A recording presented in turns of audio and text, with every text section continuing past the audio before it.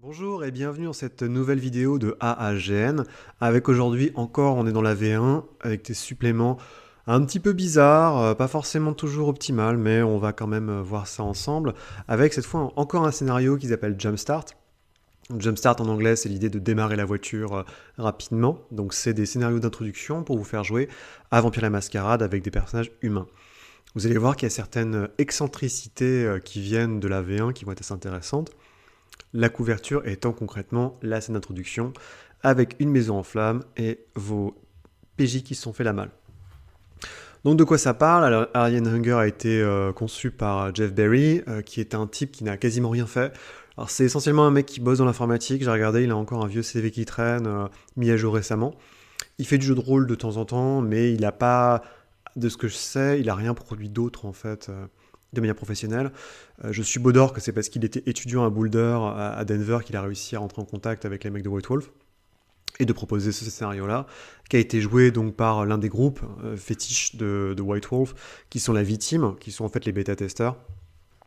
On remarquera donc, sinon non qua non, l'apparition d'Andrew Greenberg. Donc Andrew Greenberg, c'est un type qui disons, est plutôt producteur en général sur les produits White Wolf. Il a mis beaucoup de sa patte sur la V1 et surtout sur la V2 de Vampire avant de s'acoquiner avec Bill Bridge pour être récupéré par le domaine du jeu vidéo, notamment une boîte dont j'ai plus le nom qui faisait essentiellement des jeux comme Machiavel le Prince, Railway Tycoon, donc vraiment des jeux de simulation et de stratégie, qui en fait, si je dis pas de bêtises, au milieu des années 90, vont demander à White Wolf en disant bah, vous faites des jeux de rôle, vous y connaissez, est-ce que vous pouvez nous aider à concevoir un univers qui sortirait en jeu de rôle mais qui servirait d'arrière-plan et de monde pour le jeu vidéo qu'on veut faire. On veut faire un jeu de stratégie spatiale. Et il se trouve que Andrew Greenberg et Bill Bridge, qui est aussi un... Bill Bridge, concrètement, c'est le type qui est derrière White Wolf, qui est derrière le Loup-garou l'Apocalypse. On dit ok, il n'y a pas de souci. Et sous leur propre comment dire, gamme de publications affiliées à White Wolf, qui je crois c'était pas Arthos, mais c'était une autre, ont créé Fading Sun. En fait. Donc Fading Sun que vous connaissez, qui est sorti chez Multisim, je crois en France, qui a eu beaucoup d'éditions. En ce moment, c'est sorti chez Black Book.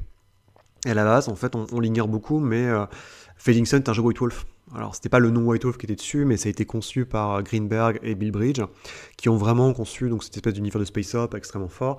Et le jeu vidéo, si vous le cherchez, s'appelle Emperor of the Fading Suns, donc l'empereur pas de Fading Suns, qui est en train d'être remaster sur Steam. Je commence à me tâter, voir si je vais peut-être pas interviewer Andrew Greenberg parce qu'il est encore actif.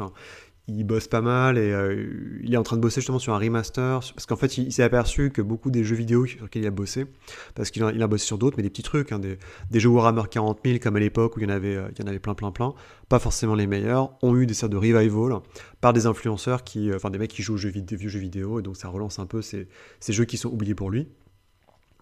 Et du coup, il a fait un remaster de son jeu Fading Sun qui devrait sortir pas longtemps, dans pas longtemps. N'hésitez pas à aller sur son blog, c'est vachement intéressant parce qu'il a beaucoup. C'est quelqu'un qui est très investi dans la scène de développement de jeux de société. Et il a plein d'articles extrêmement intéressants. C'est très très percutant de voir comment un type qui n'a plus touché aux jeux vidéo depuis longtemps essaie de revenir, comme il dit, comment vendre son jeu sur Steam, comment faire la publicité sur TikTok, comment aussi forcément concilier ses enfants, enfin comment faire jouer ses enfants. Il y a plein de trucs assez intéressants. J'essaierai de l'interviewer, je sais pas trop. Je me dis au fur et à mesure, autant essayer, taper là à toutes les portes, on verra bien si ça les intéresse. De pareilles choses, il y a plus de 30 ans.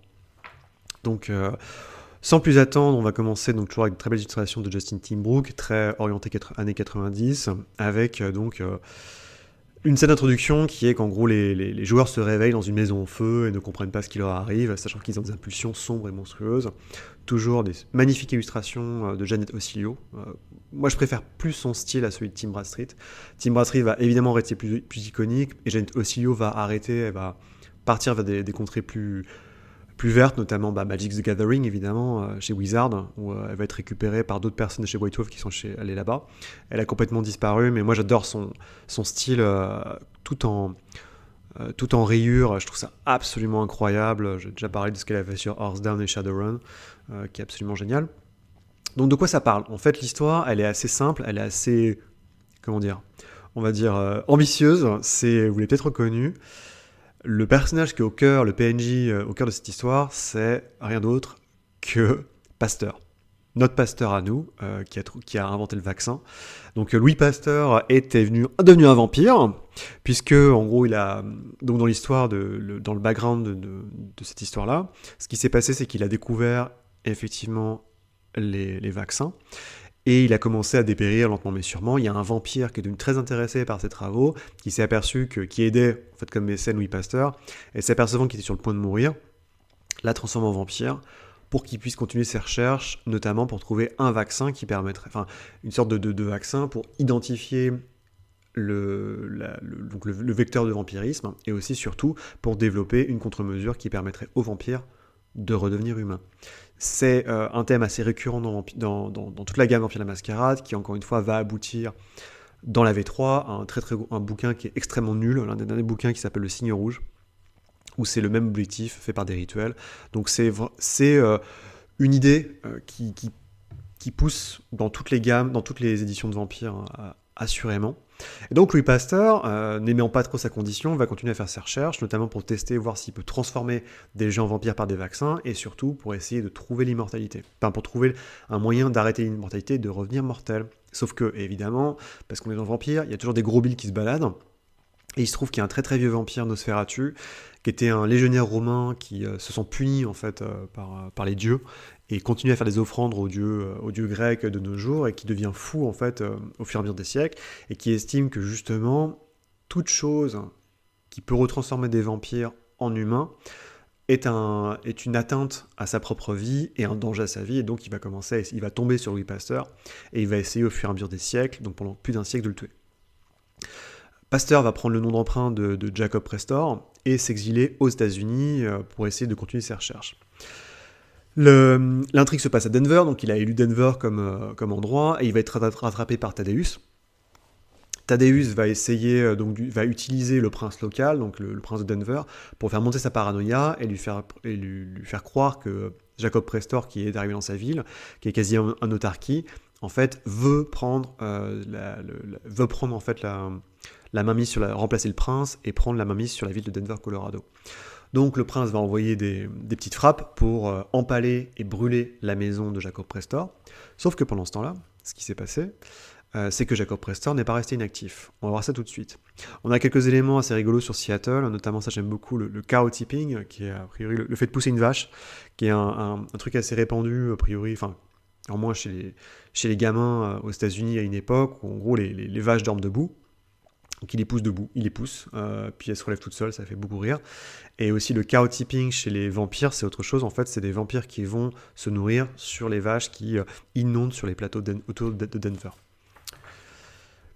Donc l'histoire, encore une fois, est assez ambitieuse, mais vraiment faite pour très vite vous introduire, sans s'embêter avec des cires et tout team. Ce qui se passe, c'est que vous avez des prix tirés qui seront mis plus tard. Et l'idée, c'est simple, c'est que d'une manière ou d'une autre, Jacob Prestor, donc Louis Pasteur, arrive, vous casse la gueule, vous attache à une table dans sa maison et dans sa cave, et commence en fait à vous mettre une sorte d'expérimentation dans le sang. Certains, donc, ils commencent à faire des recherches. Il va transformer aussi d'autres pauvres personnes en vampires. Sauf que là où vous n'avez pas de bol, c'est que, en gros, les autres, parmi les différentes expériences, certains vont devenir des vampires et par l'intermédiaire de Pasteur vont redevenir humains. Donc ça, c'est les autres PNJ qui sont avec vous ligotés à une table. Et vous, par contre, vous êtes juste transformé en vampire et le vaccin ne marche pas sur vous. Donc en fait, vous vous réveillez dans une cave avec des humains et il y a le feu. Donc ce qui s'est passé, c'est que les troupes de choc, notamment Duke et compagnie, donc en gros l'équivalent du shérif, du sénéchal, arrivent pour rouler pour le prince de Denver, empalent Prestor, foutent le feu à la maison et regardent ce qui se passe de l'extérieur. Sauf que, évidemment, les joueurs se réveillent à ce moment-là, ils sont pas en frénésie, mais ça va pas tarder, tout qui crame, ils peuvent essayer de passer puisqu'ils n'ont pas besoin de respirer, donc les flammes, la fumée leur fait rien, ils peuvent remonter au rez-de-chaussée, et éventuellement se barrer par les flammes, donc c'est très très compliqué, ça crame. À chaque fois, on a des petits morceaux d'histoire qui sont rajoutés pour ajouter la narration. L'idée, c'est que vous allez trouver donc une sorte de pièce, il y a un mur, forcément il y a un faux mur que vous pouvez casser, passer dans les égouts, et là, le, pour mettre l'ambiance, on vous propose de dire que finalement les humains qui sont avec vous ont l'air très appétissants, vous allez les manger, et très rapidement votre nature vampirique va se faire lieu. Normalement, vous arrivez à sortir de là, mais pas sans être plus ou moins aperçu. Alors, ça dépend comment vous jouez, mais vous pouvez être aperçu par l'un des chiens de garde du prince. Et après commence donc normalement vous rentrez chez vous. Là, les flics vous interrogent évidemment. Il y a un mec à la Colombo qui est présent, qui fait mais j'ai une dernière question. Pourquoi est-ce que vos chaussures sont pleines de suie? Pourquoi il y a du sang et tout patati patachmol? Donc vous devez essayer de vous débrouiller pour pas que les flics aient trop de soupçons, mais ils vont pas vous lâcher. Et ça, c'est le grand truc, c'est que tant que vous n'avez pas réussi à... Le scénario est, encore une fois, très basique, puisque c'est une succession de scènes, mais toute la difficulté de commencer une vie vampirique sans l'appui de la Cité des Vampires se fait sentir, puisqu'en gros, tout le monde veut votre peau. Ça va être très compliqué, et en plus, vous avez les flics potentiellement sur la tronche. Sachant que Jacob Prestor a été officiellement mis comme mort, puisque sa maison a brûlé. Donc il y a différentes choses que vous pouvez utiliser, enfin vos disciplines, comme d'hab, c'est pas du très très grand art. Mais le truc, c'est qu'évidemment, coup de chapeau magique, vous allez avoir un anarque qui va se pointer. Alors j'aime beaucoup parce que l'anarque en question, les anarques sont pas censés être des mecs extrêmement balèzes. Je rappelle que les anarques, il y a très très peu d'anciens, puisque le principe, c'est que les anarques, c'est les jeunes vampires qui voient qu'ils ne peuvent pas opérer dans la société vampirique et cherchent à se libérer des contraintes. Donc un paradoxe évident, c'est un ancien anarque, parce que généralement, plus vous êtes vieux, plus vous êtes paranoïaque, plus vous n'avez qu'une seule envie, c'est de tenir à votre vie, et donc vous manipulez d'autres vampires, des plus jeunes, pour qu'ils aient eu casse-pipe plutôt que vous, alors que l'anarque, par définition, est contre l'establishment. Donc c'est un peu comme les vieux hippies, il n'y en a pas 500 000. Et du coup, ce type-là arrive, alors c'est très très marrant, il utilise la projection astrale. La projection astrale, c'est un pouvoir qu'on a à niveau 5 d'Oxpex, donc une discipline niveau 5, en général, vous êtes méga balèze. Et il arrive, et il est sympa, il est cool, il vous dit, écoutez, il vous donne le b.a.-ba des pouvoirs vampiriques, il vous explique la mascarade, il dit, grosso modo, vous êtes dans la merde, planquez-vous, je reviens pour m'occuper de vous dans pas trop longtemps. Sauf qu'évidemment, entre-temps, il va se faire choper par les Edouard et tous les mecs qui bossent pour le prince, il va se faire buter, sans autre procès, donc on voit que disons que le prince est très, disons, laxiste envers le droit de destruction, et vous êtes lâché dans la nature la nuit suivante, où c'est à vous de mener l'enquête pour savoir qui était Jacob Prestor, comment est-ce qu'il était devenu, est-ce qu'il avait de l'argent, est-ce qu'il avait des contacts, qui était présent. Et peu à peu, donc vous pouvez commencer à faire une topographie de la ville, puisque le prince est un toréador, il fait de la musique avec d'autres vampires qu'il a créés, donc faut éviter ça. Vous pouvez enquêter sur l'enquête de police sur l'incendie criminel, savoir ce qui s'est passé, interroger les voisins, donc c'est enquête très classique, un peu à la Cthulhu. Ce qui va vous donner lieu en fait d'être poursuivi potentiellement par des mecs, en fait, parce que le prince va lancer une chasse de... Alors ça, c'est là où c'est extrêmement vénère, puisque vous n'êtes pas autorisé, dès que le prince va apprendre que vous êtes vivant, il va lancer une chasse au sang, donc tous les vampires reconnus par la Camarilla vont essayer de vous buter. Donc par exemple, vous changez une roue de bagnole et il y a une rousse qui arrive et qui commence à essayer de vous défoncer la gueule. Donc c'est très compliqué pour les joueurs qui comprennent pas trop ce qui leur arrive sur la tronche.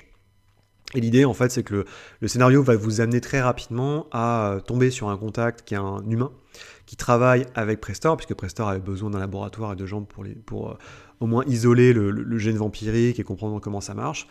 Vous allez voir le docteur Liverman qui va, lui, vous filer un coup de main, qui va, au début, vous dire « vous êtes des voleurs, rendez-moi ce que vous m'avez pris ». Parce qu'en fait, Prestor lui avait... c'est l'un des types du prince avait récupéré certains des traitements faits par le médecin, puisque évidemment c'est une enfreinte à la mascarade, et donc en gros, de fil en aiguille, si vous débrouillez bien, vous pouvez commencer à apprendre qu'il y a différents types que Prestor/Pasteur travaillent sur différents types de vaccins qui pourraient vous aider potentiellement à redevenir humain. On vous propose, si vous le souhaitez, selon ce qui se passe, à introduire Sullivan Dane. Donc Sullivan Dane, c'est l'un des principaux chasseurs de vampires, qui est extrêmement violent, de Chicago et de Gary, si vous voulez un peu rendre le truc encore plus complexe, mais de base ça semble un peu difficile. Donc par la suite, vous allez un peu suivre pour pister, comprendre un peu ce qui se passe très rapidement, et c'est là où concrètement, ce qui peut vous arriver, c'est que le prince va vous demander donc il va y avoir en fait deux aspects, c'est-à-dire que d'un côté, vous allez pouvoir pister le type qui a récupéré le vaccin, qui est, si je dis pas une goule, ouais, c'est une goule un peu renégade. Là, donc c'est le principal antagoniste de l'histoire, qui en fait qui manipule un petit peu tout le monde aussi, à côté de Thaddeus, qui est le vieux vampire, qui a manipulé le prince, parce que lui, il veut devenir vampire. Et donc il se dit, ah bah avec le vaccin que j'ai piqué au médecin, Liverman, je vais pouvoir devenir vampire.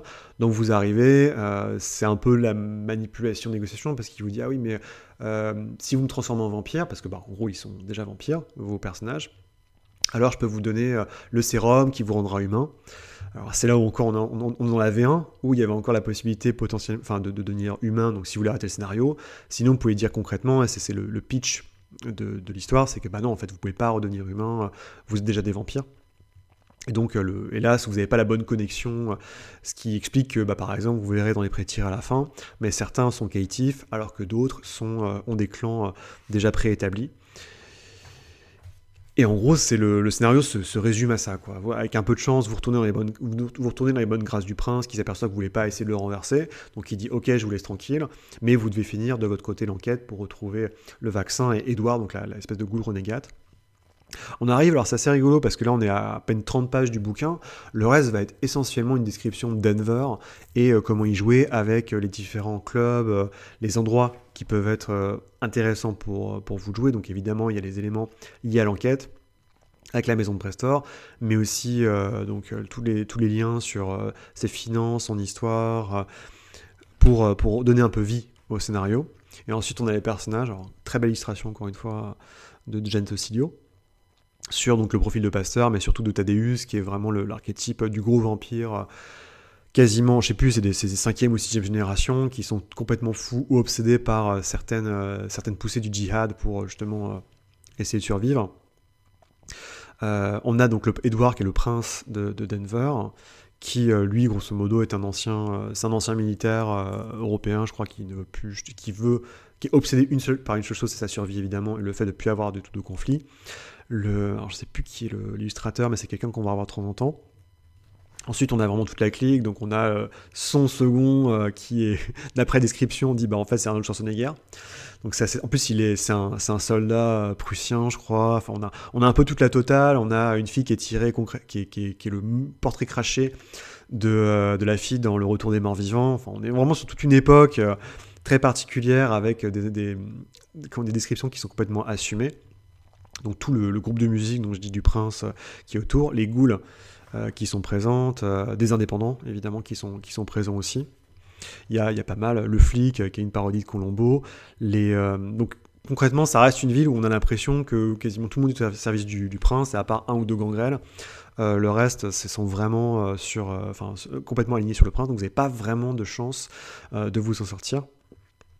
Donc les innocents qui sont retrouvés, enfin c'est les mecs qui se réveillent, qui redeviennent humains avec vous attachés à une table. Donc Klondike qui est Liverman qui est le scientifique, et Klondike qui est le méchant, qui est l'espèce de ghoul en fait, qui cherche à redevenir vampire, et le fameux sérum qui est un MacGuffin avec lequel vous pouvez faire tout ce que vous voulez, avec l'idée de peut-être potentiellement continuer une chronique à Denver, mais c'est entièrement de votre sort. Plus rigolo, on a des pré-tirés, et les pré-tirés sont assez propres en fait par rapport à beaucoup de choses qui sont établies, c'est-à-dire qu'on vous offre 5 pré-tirés, tous les pré-tirés ont des relations entre eux, quand ils étaient humains, puis après comment ils peuvent évoluer une fois devenus vampires. C'est assez chouette, c'est plutôt des personnages assez racés, plutôt que... Enfin moi je sais pas, généralement quand je joue à vampire, t'as toujours l'ancien soldat, les murder hobos comme ils appellent ça, enfin des personnages qui sont assez stéréotypés, alors que là on est plutôt sur des gens normaux qui bossent dans les banques, qui sont des théâtreux. C'est avec évidemment l'ancien jock, donc l'ancien champion de sport qui est devenu qui est vendeur, qui est commercial dans une boîte d'informatique, le gars qui importe qui est un ancien qui bossait dans des magasins qui était gestionnaire de magasins de jouets, qui maintenant importe des figurines japonaises. Il y a des trucs ils se sont bien marrés, évidemment le riche qui deviendra un peu le pilier du groupe. Donc à chaque fois c'est pas mal, ils ont quand même des idées sur les pré-tirés, comment les faire jouer ensemble, c'est assez... ils ont posé pas mal de choses là-dessus, évidemment c'est basé je pense sur les personnages créés par les joueurs de test, et on finit avec une petite carte évidemment de Denver dans le Colorado. Donc encore une fois, on est vraiment au tout début où ils cherchent leur rythme, ils cherchent Sur quel pied danser sur Vampire, on n'y est pas encore, hein, ça arrivera pas tellement plus tard, notamment avec Chicago by Night, qui est vraiment le livre fondamental de Vampire qui va donner toute la trame par la suite qu'on aura. Il y a des trucs assez rigolos, encore une fois, je veux dire, faire intervenir, on sent que c'est un peu Walou, faire intervenir Louis Pasteur, il y a toujours cette espèce d'idée de sérum, l'idée qu'on peut redevenir humain, qui vont être des choses qui vont être complètement anathèmes et disparaître par la suite, notamment quand Justine Aquili va arriver, qui va faire les gros yeux, on va dire. Mais là, c'est toute la, pour moi, c'est toute la beauté de la V1, c'est qu'on se cherche, on sait pas encore, tout n'est pas mis noir sur blanc, on va avoir des mecs comme Travis Williams qui vont dire bah ouais mais je suis le token black guy pour aller vite, et il le dit, hein, il y a un moment dans les crédits, il dit ça, il dit, je suis le noir de service chez White Wolf, il faut qu'on fasse des choses un peu différemment, donc il y a des introductions, les Assamites, il y a plein de choses assez cool, notamment les momies vont être introduits très très rapidement dans la V1, il y a un supplément momie que j'ai pas, hein, parce que c'est pas du vampire pur, et ce qui va introduire donc évidemment les enfants de Seth, mais aussi les enfants d'Osiris, dont on parlera plus tard. Il y a des choses qui sont assez naïves évidemment, mais c'est chouette de voir qu'à ce moment-là, il n'y a pas encore de barrière, il n'y a pas encore des espèces de grands édits sur comment devrait être le monde, comment devrait être le monde, quelles devraient être les règles pour créer un scénario de vampire. Donc tout est un peu fait à l'arrache par des scénarios qu'ils ont testés, qu'ils ont en fait achetés à des étudiants ou assimilés, puisque à cette époque, White Wolf est encore une boîte très très jeune qui je pense à des mecs assez visionnaires, hein, je sais pas, les frères Wick évidemment, Greenberg qui va beaucoup faire, Bill Bridge qui va arriver, beaucoup de gens qui vont vraiment chapeauter tout ça. On aura bon c'est pas ouf non plus, hein, je veux dire, je suis pas en train de vous vendre ce supplément en disant que c'est génialissime. On aura des très belles choses quand même plus tard dans la V1, je pense à Hunter's Hunted qui est absolument génial pour jouer des chasseurs de vampires. Le Monde des Ténèbres, donc il y a un livre, A World of Darkness, qui est le dernier livre qui vont sortir pour la V1, qui est un tour d'horizon du monde, qui commence à poser les jalons du setting, et qui est très très chouette parce qu'il est encore très ouvert, il laisse beaucoup de part au mystère, et il y a des très très beaux morceaux, des chapitres notamment écrits par Graham Davis sur les îles britanniques, hein, qui est très cool, et beaucoup de belles illustrations. Donc en tout cas, ce que je peux dire pour Alien Hunger, et je vous remercie encore pour suivre cette série qui me tient beaucoup à cœur, hein, donc de A à GN, je rappelle, hein, tous les livres de vampires en anglais, la V1, la V2 et la Revised, qu'on connaît selon la 3e édition, jusqu'au dernier livre fatidique qui s'appelle GN, qui sera le jour où j'arriverai là-dedans, je pense que je sortirai les bières parce que ça va être... on a encore de belles jours devant nous, il y a plus de 60 bouquins, donc accrochez-vous, c'est pas fini. Et sur ce, je vous souhaite une très bonne journée. Allez, salut!